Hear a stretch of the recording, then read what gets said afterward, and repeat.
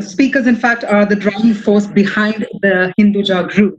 And another pertinent topic, standing for all of us, is the current scenario, which is about the surviving of a black swan. In fact, Nayantara had also informed about the same during her opening address. And Nayantara Rai, who's the chief of Delhi Bureau, ET now, will also be spearheading this session. She's joined by Sri GP Hinduja, who's the co-chair Hinduja Group, and Ashok P. Hinduja, the chairman of Hinduja Group India. So I'm going to welcome our guests as well, and I'm going to request Nayantara to take the segment forward. Hello, ladies and gentlemen. I'm back to moderate this very exciting session with Mr. G.P. Hinduja as well as Mr. A.P. Hinduja. Gentlemen, good to see you both here. I hope you, your families, and everyone at the Hinduja Group are indeed safe, healthy, practicing social distancing. Well, that's why the GPS is also being held virtually today, isn't it? Mr. G.P. Hinduja, let me start with you. Remember when you were turning 75, there was all of this noise and news reports about how you were embracing spirituality, and I'm sure that spirituality today is coming in very handy. We all need to find a dose of spirituality to deal with the lockdown, the prolonged lockdown, the black swan, COVID-19. Give us a global perspective first, Mr. G.P. Hinduja. What's it been like in Europe? You see, this is nothing new in my view. I'm very optimistic. In past, we have seen Spanish flu, we have seen World War I, World War II, we have seen the depressions in 2008, we have seen swine flu, plague, malaria, and all this. So, in my view, this will also disappear, but it has definitely affected a lot to the global economy, especially to the Western world, including European. I think Asians have managed better. Middle East has been affected very badly. But the worst part is, I first believe how we can save the lives. If lives are there, economy is going to improve. And economy will take off eventually. But we have to see the ray of the light. Although now China and Korea are,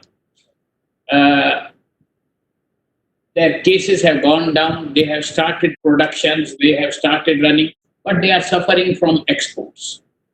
And the opportunity has become for the African countries to accelerate their economy. In India, the Prime Minister and his cabinet, the total society, community has really worked very hard to see how the cases can be little. Each and every businessman, industrialist, whether a small businessman or big businessman, has been doing so much for the society that it is an excellent example for the world to see, whether it has been for the farmers, supporting them, whether it has been for people who cannot even meet with their meals. And this is the Indian culture, and this culture is what is keeping us move forward, and will definitely, the problem will get away and we will turn out to be successful. The economies go up and down. Already the economy had slowed down. Take for an example, in United Kingdom, for 3.5 years, they were suffering. And suddenly this COVID-19 came in, and now it has been the worst. But the ease is much more than the isolation. Even now, the airports are open. I'm surprised to see that why they are not following this. But if you look at France, Germany, Italy, all these countries have been sufferers. The US is the biggest sufferer. It proves to everyone in the world that there is something else which is more powerful than any powerful politician. So it's a good lesson to learn. And in my view, this will open the door for something different and new in economy. Once things settle down, Absolutely. we'll be back on track and things will start moving. There is no reason to get depressed. We have to face it and see what best can be done. And at the moment, I can say that India has turned out quite well controlling and handling the situation. Absolutely.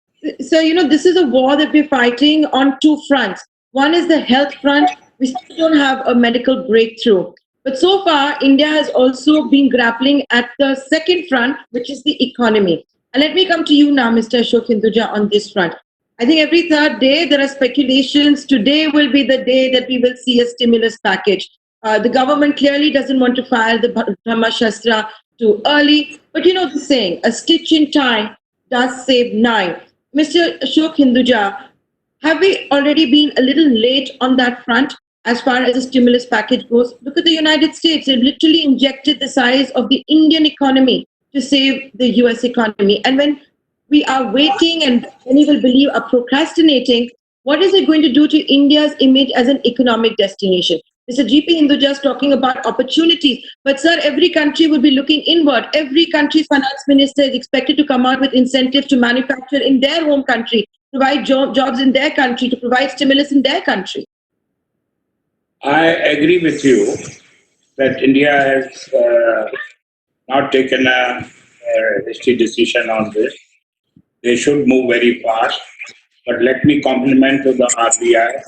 RBI has moved very fast, and they have frequently in last 1 week, right from end of March till now, three different in short intervals they have come up with stimuluses, which has sustained the financial sector and the banking sector.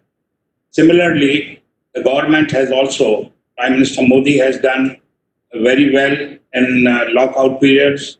Everybody has followed him, but he has to now also take care on the economic front, because last week they opened up certain industries, but again, unless the vendors are not supported, the vendors don't open up, the main industries will not start working on it. To add what my brother said, you see, we were expecting the financial stimulus from the days of the budget to come in. Unfortunately, nothing came in. Even now, the support what is being given is mainly to small businesses and SMEs, but nothing for the businessman. In my view, it is the big business people who can create jobs, who can enhance the businesses, who can really give lot of employment.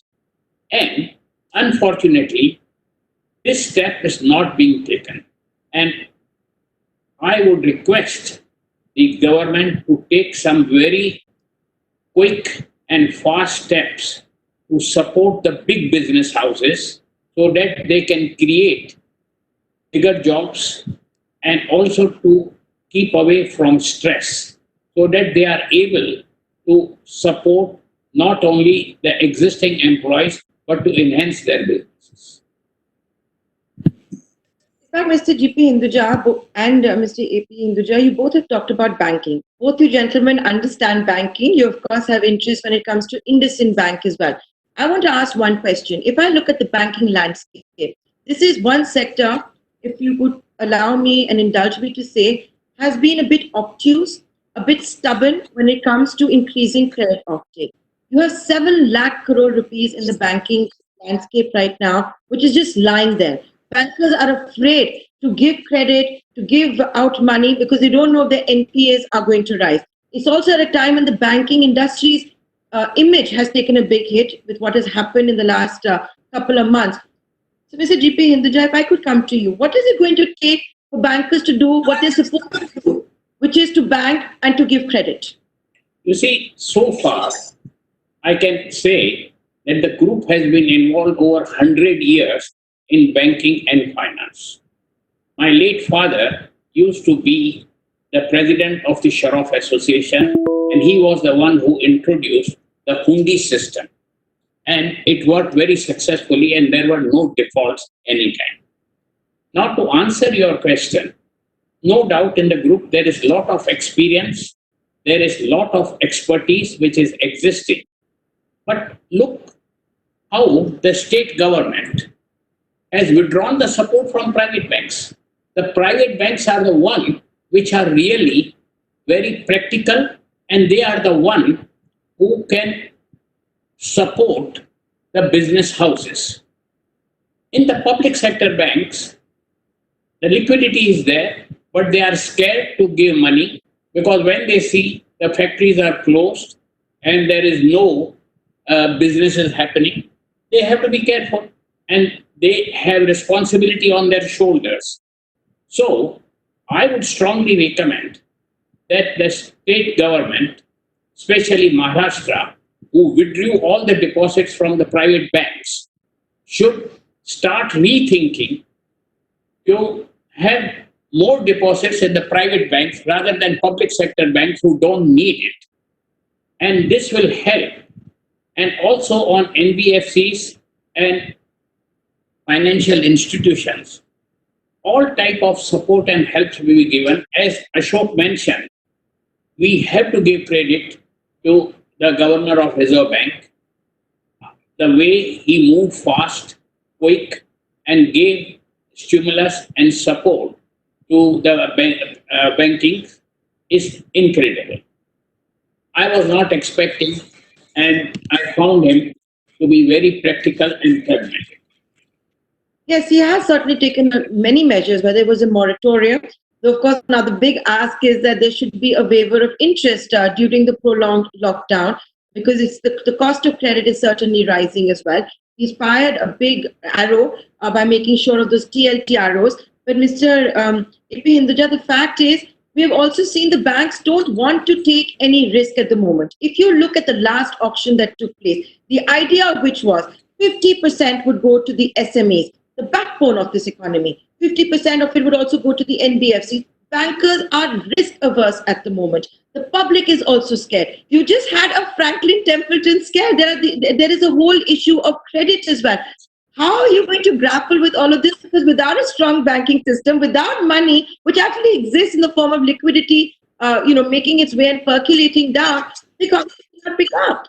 Any of you two can take this. It's a good question. In my school days, they used to teach us that whenever there is rain, you get supplies of umbrella.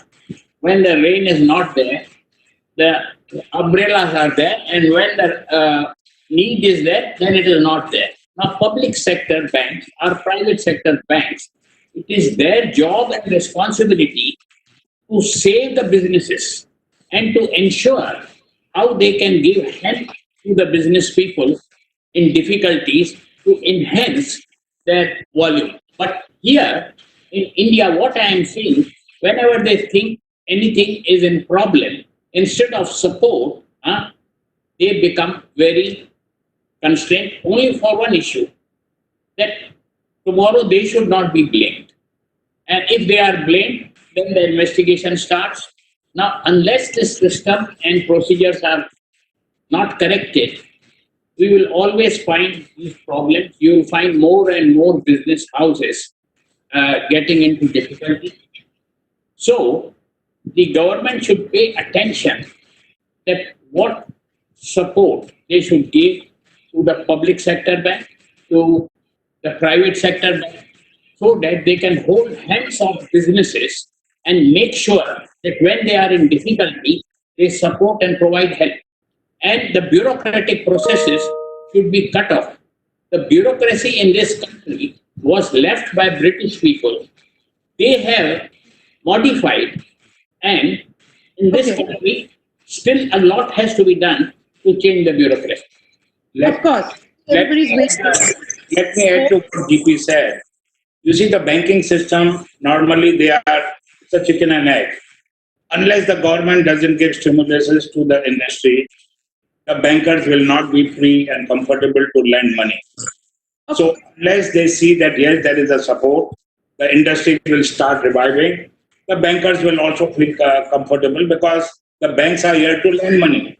If Right. they don't lend, they don't earn. If they leave money with the Reserve Bank, they don't earn. They hardly get 3.75%, which is nothing. And Not Mr. AP, if part I of could money. very quickly move on from banking to the other sector that you brothers have a large presence in, let's talk about auto, Ashok Leyland, commercial vehicles. So you want to give us a sense of how tough that has been. Everyone keeps talking about U-shaped recovery, V-shaped recovery, but in the midst of a lockdown, that is going to be one of the worst hit sectors. Obviously, nobody is going to be buying vehicles, and this is going to be the situation not just in India, but the large exports that you carry out, the presence that you have overseas, Mr. Ashok I Hinduja. totally agree with you that with this lockup, all the factories are closed. I can give you the example of my own Ashok Leyland, where 5 to 6 plants have been closed down. Although they have given permission to start 3 or 4 of our plants, but we need vendor suppliers. If there are no suppliers, where do we go? But one good thing, what Ashok Leyland has done is remarkable, is the electric vehicle is on, BS6 is ready, as well as modular platform so that different models can go, which is unique in this country. All this is ready. And Ashok Leyland has gone in many ups and downs, but has always been swimming well. But the total auto sector is really in trouble, whether it is passenger cars, whether it is commercial vehicle or buses. So they need much more stimulus. And Nitin Gadkari, the minister concerned, is a practical person and is also very on the top of the requirements. I'm sure some stimulus will come out for the auto sector to support and help them so that they can be back on track like before. In fact, Mr. Ashok Hinduja, the auto sector has been asking for a while for how it needs a helping hand. There were some expectations it would happen in budget. I think we perhaps are going to need a brand new union budget whenever this lockdown does lift. Everything is going to have to be reworked. You're going to need stimulus measures, all of that. Mr. Ashok Hinduja, very quickly, if we've heard what Nitin Gadkari's had to say. He's talked about it in a lot of web conferences and interviews. Three big asks that actually help the auto sector and completely turn it around. And then we'll just quickly touch on oil after that. What they need is the support to the MSCs, medium and small industries, because they are totally more than 2,000 of them who are manufacturing different types of the parts which are supplied to the auto sector. And this is very important. So support coming from the government is very necessary. If you would like to add on this. Yes, for example, in our own factory, we have 3,000 suppliers. And if these suppliers survive, then only the auto sector can survive. And the government has been telling since last 1.5 years that they are going to scrap the old models of 15 years old. Nothing has happened so far. In practicality, if you see the real stimulus which have to come up for industrialists and businessmen have yet to come. Once they are on, you will be surprised to see how the economy is booming. Yes, it has a domino impact. In fact, one of the leading indicators that you have for the performance of an economy is, of course, commercial vehicles. At a time, sir, when we are looking that there's a scare, as the IMF has said, we could return to the 1991 growth rate when India almost went bust, where we had to think out of the box. We're waiting for Prime Minister Narendra Modi and Finance Minister Nirmala Sitharaman to do the unimaginable. But where the government has a massive elbow room is when it comes to oil prices. So for an importer, and I know both of you will not agree, fantastic. We saw Brent futures turn so negative. This is the time where we should be importing more oil. GP Hinduja, AP Hinduja, if you could talk to me about how you've been navigating through these crude oil prices, the volatility. Obviously, investments are going to be down. It is every importer's dream. How has this been?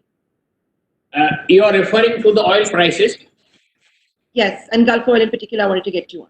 Let me tell you, had there not been a dispute between Russia and Saudi Arabia, the prices would not have fallen. Number one. Two, nobody expected at that time that COVID-19 is going to come on. When that came, it further hurt. And the demand has gone down. There is no extra warehousing. The maximum sufferer is USA because their production cost is higher. In my view, once things settle down and we see the ray of light of stability, the prices will go back to $40 to $50. I have seen the crude oil prices from $2.14 to $11 to $30 to $70 to $100 and over $100. These are ups and downs, but this was all through cartel. How did OPEC get formed? The OPEC got formed only to make sure that the oil producing countries make more money. Today, who are the sufferers? The maximum sufferers are the ones who are dependent on oil production. That is Saudi Arabia, Qatar, UAE. Iran is under sanction, Right. but they are surviving. They are surviving with their own agriculture and small scale industry. So something always comes up when things go wrong. And Correct. this is good learning lesson for Also good producing, opportunity. but it is in the advantage of the importers. But even today, India, it doesn't help them because there is no demand. Correct. And in fact, we all are waiting to see that. We only have 3 strategic, reserves that we can fill oil. It only lasts for 9.5 to 12 days. Gentlemen, I know you both have to go. I'm going to make this my final question. Which of the two you want to take it? There had come a time in recent past that whenever there would be a distressed asset, a big sale coming, the rumor was Hinduja Group is going to buy it. Whether it would be Air India, whether it was going to be even, BPCL private institution. I don't know how true those rumors were. If you would want to comment on that. And during COVID-19, the Black Swan, what are the Hinduja brothers doing for the conglomerate, dealing with it? Are you scaling back or are you seeing this as an opportunity to spread your wings and expand further? Let me tell you, we brothers are interested in stress projects. But the system and the procedures which are there, they really deprive us on going into it. We were really on the line to save Jet Air. Everything was agreed. But at the last moment, they said they want to go through NCLT route.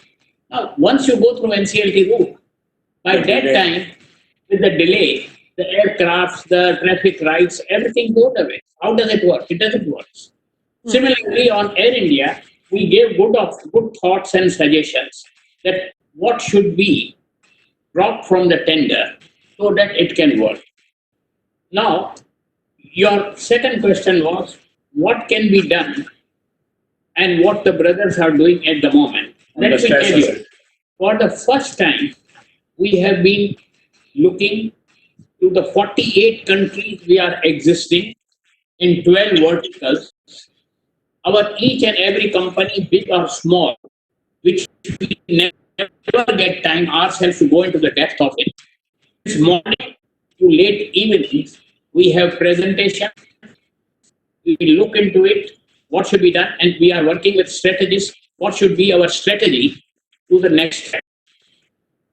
Okay, so that Are you does still sound there? like Yeah. yes, yes. So that is before you leave or I leave, I want to tell you something which I have been emphasizing a lot. The OCIs and NRIs are the real wealth of India. You get $80 billion per year from non-resident Indians here. The total savings in Reserve Bank is 480 billion. Now, if some better rules and regulations are brought in to treat these investments at par with Indian investment, the money will flush in. We have good example of China. from 1984 to 1997, they were only dependent on the Chinese, who really helped with their own funds to build the economy and also bring other investors to do. Now, Right. similarly, the NRIs and OCIs, they may be living abroad. They may love their host country, but their heart is in homeland. And they always like to see what best they can do for India. But they have to be given red carpet treatment so that when their investment comes, they don't have to struggle from state to center, center to state. Why don't they form a state and center uh, joint commission that when a decision is being taken, the state and center gets resolved between themselves, life will become much easier, and also the NRIs should get encouragement to bring in the foreign other investors also. Besides this, we can have offshore accounts like Singapore, and India can really get the most multinational groups in the country. With that, Right. geographically, India is well situated between East and West. And it can Correct. create a new scene and give a big boost to the economy. And whatever is the suffering from this COVID-19, you can see the acceleration. I'm talking from my practicality and from my experiences of last 60 years I have in my life. That's certainly food for thought and a great proposal that I think the Narendra Modi government must consider. It's always a pleasure having the Hinduja group and the Hinduja brothers together in one frame, interacting, ideating, brainstorming. Thank you so much, both of you, for taking the time out and being a part of this event. Thank you very much. for inviting us and wish you good health. And also, Karuna Devi blesses you. Bye bye. Thank you very much.